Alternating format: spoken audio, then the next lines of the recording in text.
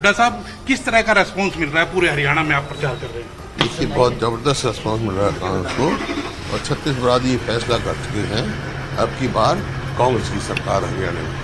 मुख्यमंत्री के दावों को किस तरह से देखते हैं लगातार, क्योंकि तीसरी बार बनाने का खोखले दावे हैं तो उन्हें तो दावे कहते हैं हम MSP दे रहे हैं 24 फसलों पे। 24 फसल ही पैदा नहीं होती है हरियाणा में, खाली घोषणा ही घोषणा है।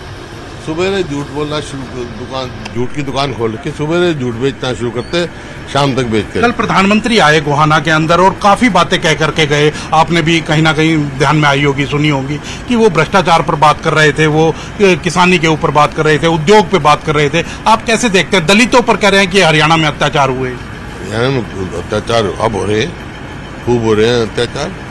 और कांग्रेस जो है दलित हितैषी है। संविधान जो है उनको रिजर्वेशन दी, किसने दी? कांग्रेस ने दी। और जिस संविधान ने 10 रिजर्वेशन दी है उनको, बाबा साहब अम्बेडकर के साथ मेरे स्वर्गीय पिताजी के दस्तखत हैं। बिल्कुल उसमें। लेकिन प्रधानमंत्री किस तरह से आपसी गुटबाजी के ऊपर निशाना साधते हुए नजर आए? कुमारी शैलजा का नाम बिना लिए कह रहे हैं कि नेता को दुखी किया जा रहा है। कोई दुखी नहीं है, ये इनके वो हैं। आप अपनी पार्टी को संभालें। जो रामविलास शर्मा की इतने वरिष्ठ नेता हैं, उसका पता ही नहीं टिकट किस तरह काट दी गई।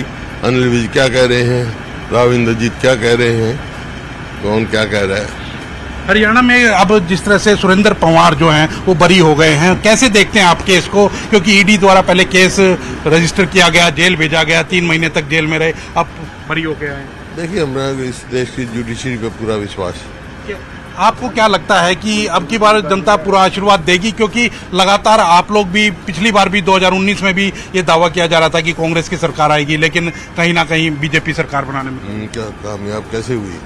एक कह रहा था 75 पार और जेजेपी वाले कह रहे थे इनको करो यमुना पार। स्वार्थ में बन गए दोनों यार। 4.5 साल हरियाणा लूटा, सबको पता लग गया। इसी वास्ते लोग सिर्फ कांग्रेस की ओर देख रहे हैं। इंडियन नेशनल लोकदल के नेता है अभय सिंह चौटाला, वो भी दावा कर रहे हैं कि अब की बार सरकार बनेगी तो मुख्यमंत्री मैं बनूंगा और हमारी जो त्रिशुक विधानसभा अब की बार हरियाणा में आएगी। वो तो अपनी सीट की परवाह कर रहे हैं, इस वास्ते कह रहे बात।